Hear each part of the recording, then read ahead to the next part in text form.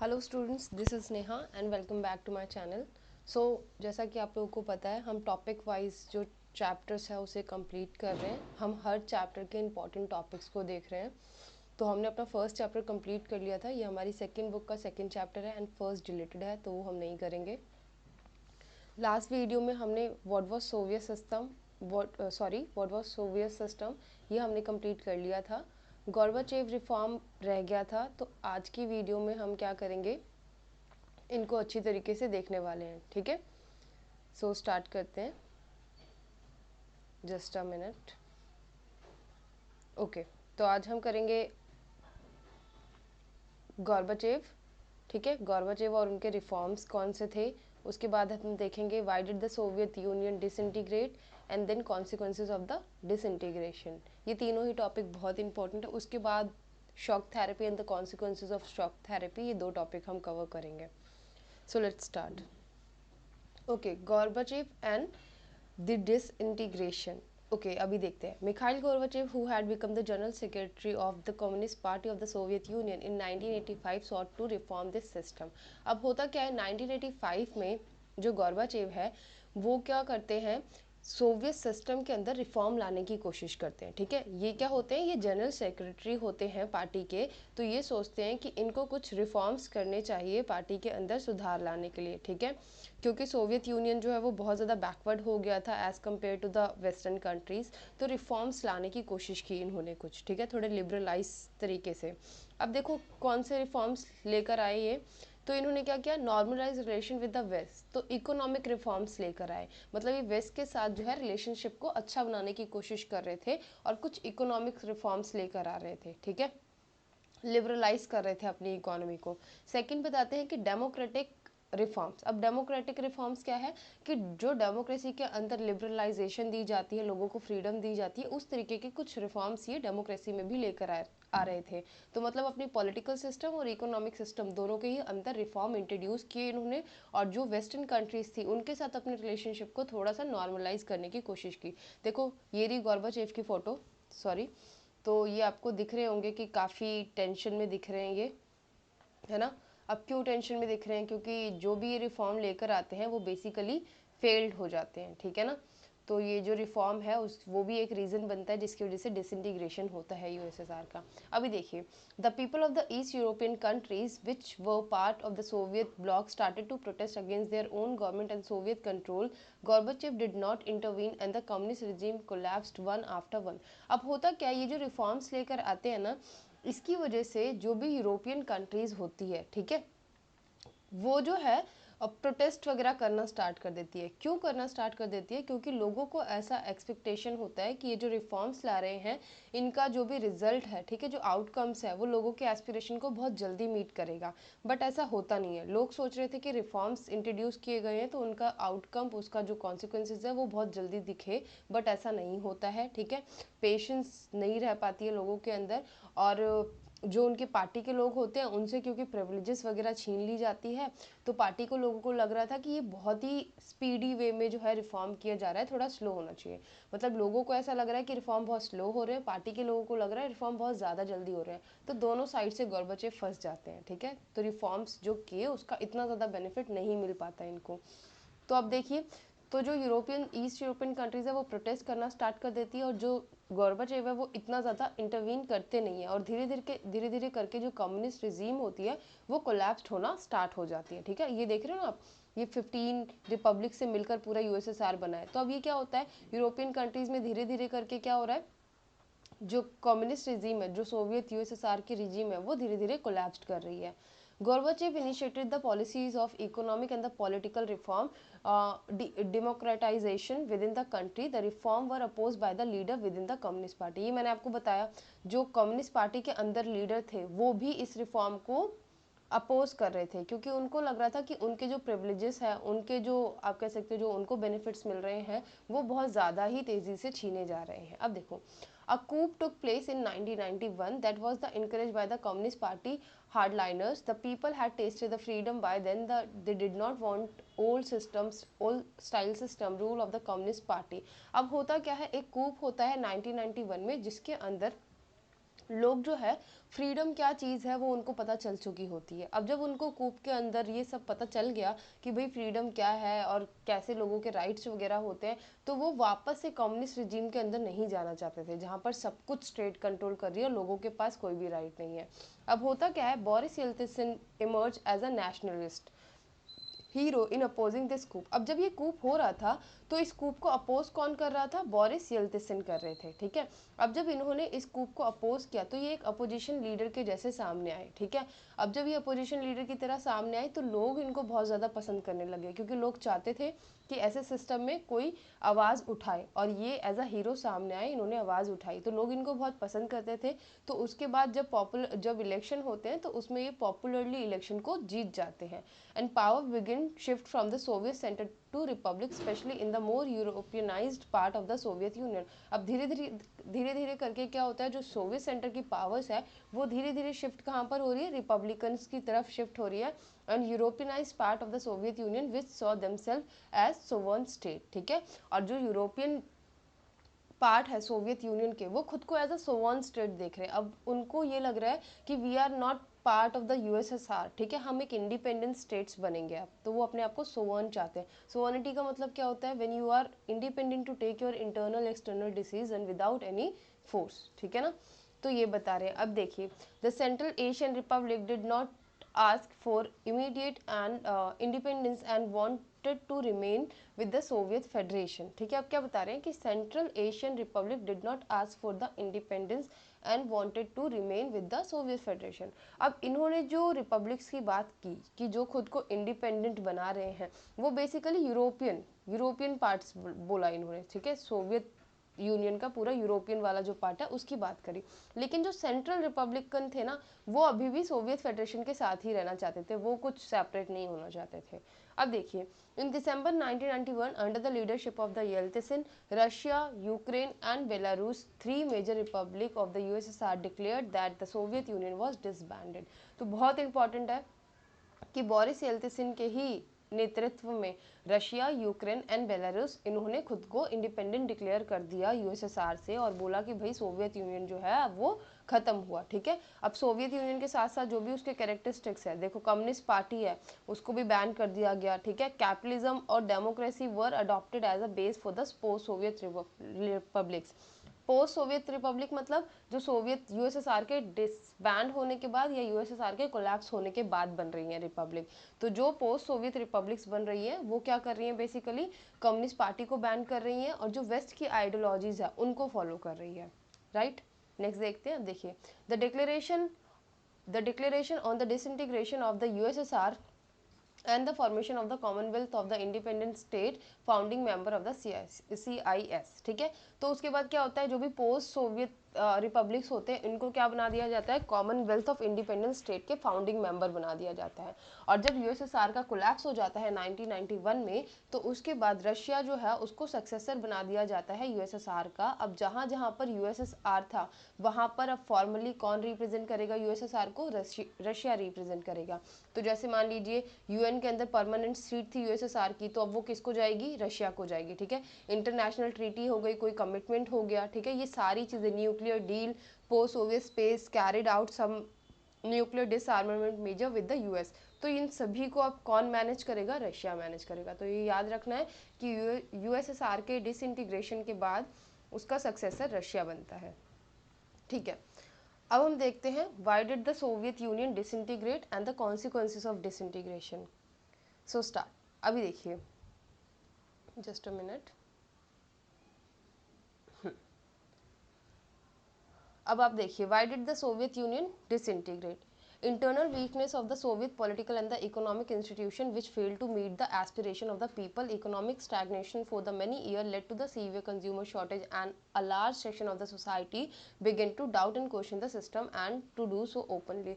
अब क्या बता रहे, इंटरनल वीकनेस बहुत ज़्यादा थी। मैंने आपको बताया ना, सोवियत जो यूएसएसआर के अंदर जो गोर्बाचेव ने रिफॉर्म किए वो, और वैसे भी जो उनका सिस्टम था वो पब्लिक की एस्पिरेशन को मीट नहीं कर पा रहा था, ठीक है ना। वहाँ पर फ्रीडम नहीं था लोगों के पास, तो इंटरनल वीकनेस बहुत ज़्यादा थी। इकोनॉमिक जो है वो स्टैगनेंट हो चुकी थी, कोई उसमें इंप्रूवमेंट नहीं दिख रहा था, ठीक है। उसके बाद कंज्यूमर शॉर्टेज बहुत ज़्यादा हो गई थी, ठीक है ना। हमने देखा था क्योंकि उन्होंने अफगानिस्तान के अंदर इंटरवीन किया था, आर्म्स के ऊपर रिसोर्सेज बहुत ज़्यादा खर्च किए, पैसे बहुत ज़्यादा वहाँ लगाए, तो वो सोसाइटी के अंदर लोगों की जो प्रॉब्लम्स है, लोगों की जो एस्पिरेशंस है, उसको वो फुलफिल नहीं कर पा रहे थे। Second, the Soviet economy use much of resources in maintaining the nuclear and the military arsenal, this led to the huge economic burden that the system could not cope with up. तो ये वही जो ऊपर लिखा है उसी को थोड़ा एक्सप्लेन कर रहे हैं कि सोवियत यूनियन क्या कर रहा था, अपने ज़्यादा से ज़्यादा जो रिसोर्सेज है वो मिलिट्री आर्सेनल वगैरह में, ठीक है, और आप कह सकते हो कि बड़ी बड़ी आर्मीज को मेंटेन करने में ज़्यादा रिसोर्सेज खर्च कर रहा था। भले ही उसके कंट्री के अंदर जो है लोगों के पास बेसिक नेसेसिटी की चीज़ें नहीं है, ठीक है, इकोनॉमी बहुत ख़राब जा रही है, इम्प्रूवमेंट की ज़रूरत है, लेकिन फिर भी वो अपने ज़्यादा से ज़्यादा रिसोर्सेज, ज़्यादा से ज़्यादा पैसे कहाँ खर्च कर रहे हैं, आर्म्स बनाने में, अपनी आर्मी को मेंटेन करने में, ठीक है, न्यूक्लियर आर्सेनल वगैरह बनाने में, ठीक है ना। थर्ड देखिए, at the same time ordinary citizen become more knowledgeable about the economic advance of the West, they could see the disparity between their system and their system of the West. अब साथ के साथ जब ये सारी चीज़ें हो रही है ना, तो जो ऑर्डिनरी पीपल थे ना वो काफ़ी नॉलेजेबल हो गए about the economic advancement of the West. उन्होंने देखा कि भाई यूएसएसआर जो है, जो हमें बताया गया कि यूएसएसआर बेस्ट है, उसकी आइडियोलॉजी बेस्ट है, कंट्री बेस्ट है, बट उसको जब हम कंपेयर कर रहे हैं वेस्ट के साथ, तो हम देख रहे हैं कि ये तो बहुत ज़्यादा पीछे है, और वेस्ट की इकोनॉमी, वेस्ट का कल्चर, वेस्ट का आप कह सकते हो डेमोक्रेसी बहुत आगे निकल गई, वहाँ लोगों के पास फ्रीडम भी है, इकोनॉमी भी बहुत अच्छे से काम कर रही है। तो इसके बाद जो है लोगों को डिस्पैरिटी दिखी दोनों सिस्टम के बीच में, और उसके बाद ये बताते हैं कि लोगों को एक तरीके से शॉक लगता है, साइकोलॉजिकल शॉक लगता है कि मतलब हमें अभी तक एक तरीके से झूठ बताया गया कि हमारा सिस्टम बेस्ट है वर्ल्ड में, जबकि वो रियलिटी में नहीं है, ठीक है ना। ये देखो, after year of being told that the Soviet system was better than the western capitalism, the reality of backwardness come came as a political and the psychological shock. तो जब लोगों को पता लगा कि भाई उनका सिस्टम तो बेस्ट है ही नहीं, उनका सिस्टम बहुत ज़्यादा बैकवर्ड है, तो उनको एक साइकोलॉजिकल शॉक लगा, ठीक है ना। तो ये भी एक रीज़न बनेगा, क्योंकि फिर लोग आपको सपोर्ट करेंगे नहीं, वो तो क्या करेंगे, रेवोल्यूशन करेंगे कि भाई हमें सिस्टम चेंज चाहिए। अब द सोवियत, अभी देखिए एक मिनट, ओके ओके, अभी देखिए, the Soviet Union had become stagnant in administrative and the political sense as well. तो हमने देखा था कि भाई जो पॉलिटिकल सेंस में भी अगर हम बात करें तो जो सोवियत सिस्टम था स्टैग्नेंट हो चुका था, रिफॉर्म्स की बहुत ज़्यादा ज़रूरत थी, ठीक है, बट उनके इंस्टीट्यूशंस में कोई रिफॉर्म नहीं किया गया था, सब कुछ स्टेट कंट्रोल था, ठीक है ना। उसके बाद the communist party had ruled the Soviet Union for over the 70 year was not accountable। ये हमने पहले भी पढ़ा था सोवियत सिस्टम के अंदर कि भाई जो पार्टी थी वो 70 सालों से रूल कर रही है और बिल्कुल भी अकाउंटेबल नहीं है। अभी आप देखो, आपके पेरेंट्स अगर आपको कुछ पैसे देते हैं कि कुछ सामान लेकर आ जाओ, तो आप उस उनके लिए अकाउंटेबल होते हैं ना कि भाई आपने पैसे कहाँ कहाँ खर्च किए, होता है ना। तो अब 70 साल तक कोई पार्टी रूल कर रही है कंट्री के अंदर, वो अकाउंटेबल ही नहीं है कि वो क्या स्टेप्स ले रही है, क्यों इकोनॉमी डाउन जा रही है, क्यों लोगों के पास राइट्स नहीं है, किसी भी चीज़ के लिए अकाउंटेबल नहीं है। तो ये बहुत हॉरिबल हो जाता है कि वो कुछ भी कर सकते हैं बट वो अकाउंटेबल नहीं है, ठीक है ना। तो ये कंडीशन थी वहाँ पर। Ordinary people were alienated by slow and shifting administration, rampant corruption. अब करप्शन बहुत ज़्यादा था, जो एडमिनिस्ट्रेशन था वो बहुत स्लो काम करता था, ठीक है ना। तो ये सारी प्रॉब्लम्स थी। अब आपको ना ये जो हाईलाइटेड पॉइंट है ये आप चाहे तो नोट्स बना सकते हैं इसके।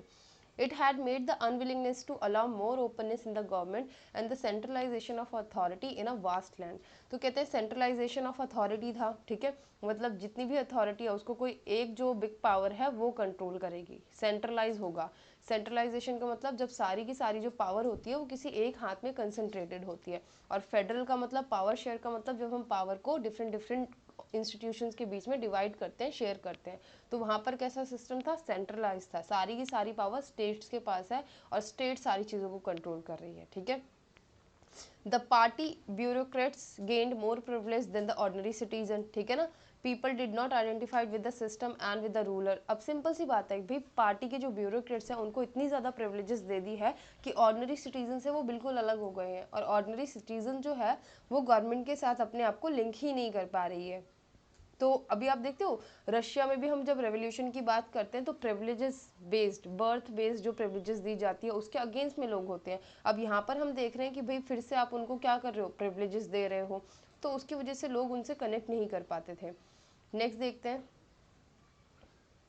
Okay, there were the section of the society, Soviet society, which felt that the Gorbachev should have moved much faster and were disappointed and impatient with his method. They did not benefit in a way they had opened, or they benefited too slowly. तो ये मैंने आपको starting में बताया कि Gorbachev ने जब reform किया तो वहाँ के लोगों को ये लग रहा था कि भी इनको ना और तेज़ी से रिफॉर्म करने चाहिए, ठीक है, और उनको लग रहा था इन्होंने जो रिफॉर्म किया है इसका बेनिफिट इनको बहुत स्लोली मिल रहा है। तो लोगों को लग रहा था कि भाई आपने जो रिफॉर्म किया वो बहुत स्लो तरीके से किया, इसका बेनिफिट अच्छे से नहीं मिल पा रहा है।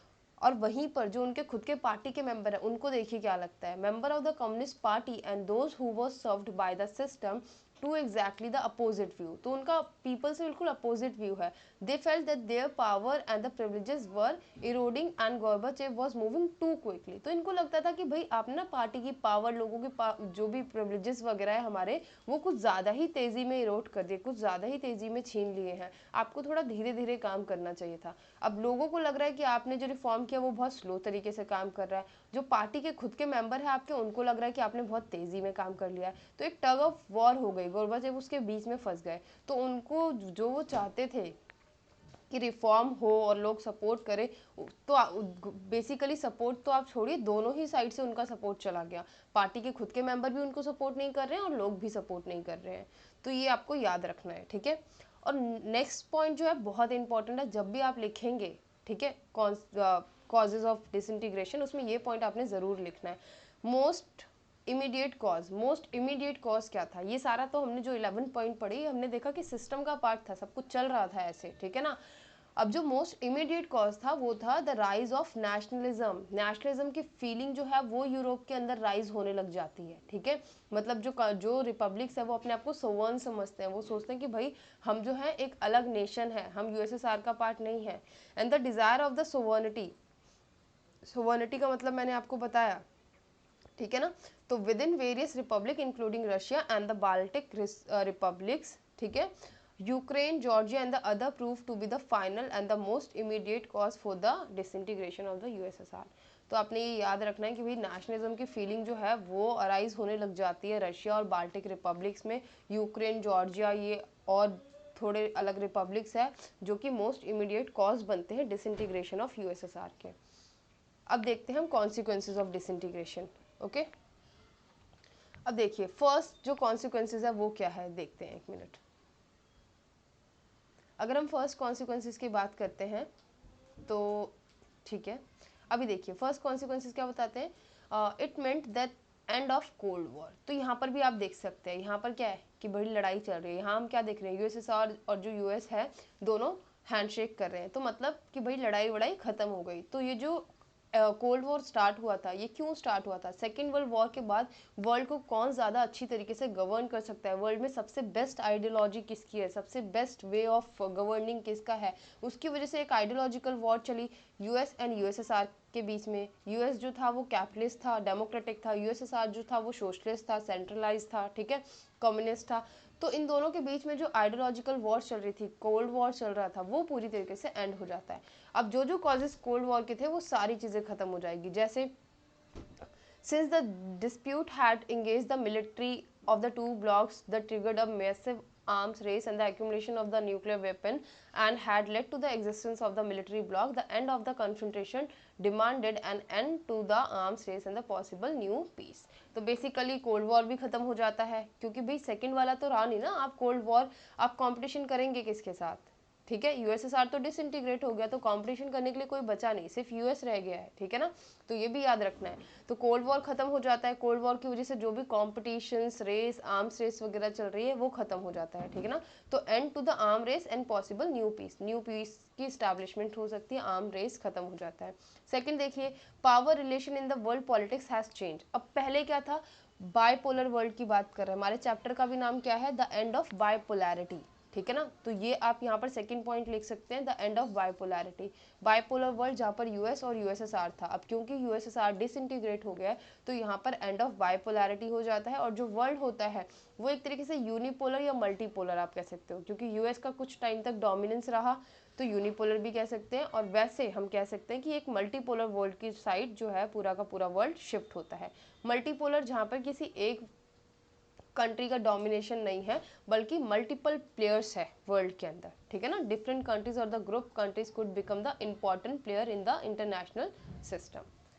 अब नेक्स्ट देखते हैं, the US become the sole super power, so important point, ठीक है ना, क्योंकि कोल्ड वॉर के खत्म मतलब यूएसएसआर के डिसइंटीग्रेशन के बाद होता क्या है, जो यूएस है वो सोल सुपर पावर बन जाता है, क्योंकि वर्ल्ड में दो ही सुपर पावर थे, यूएस एंड यूएसएसआर। अब जब यूएस और यूएसएसआर में से यूएसएसआर का डिसइंटीग्रेट हो गया तो कौन सी पावर बच गई, सिर्फ यूएस बच जाती है, ठीक है ना, तो यूएस क्या बन जाता है, सोल सुपर पावर बन जाता है।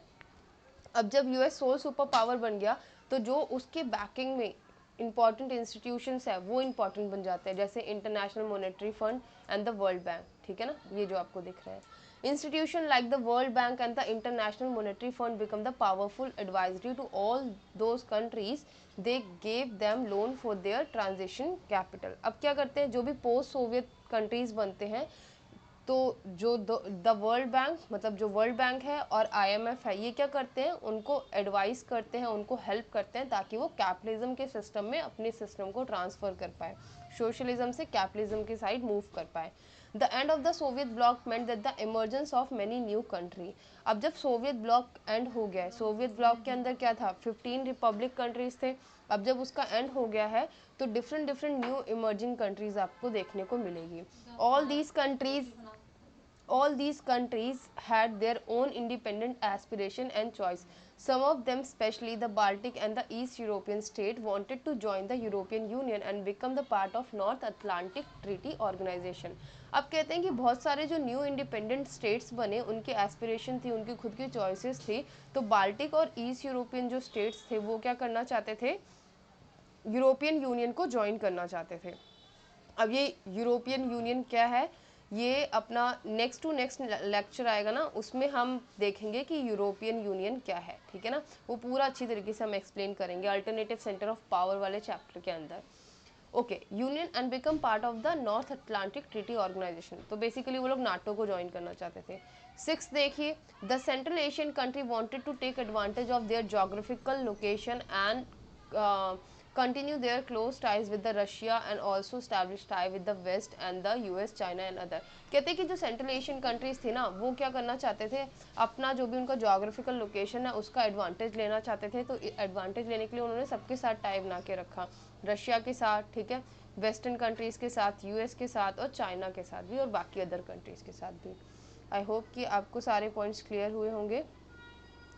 ये आप एक बार पीपीटी चाहे तो आप पीडीएफ के थ्रू ले सकते हैं, ठीक है, और thank you for watching the video and we will meet in the next video. Thank you.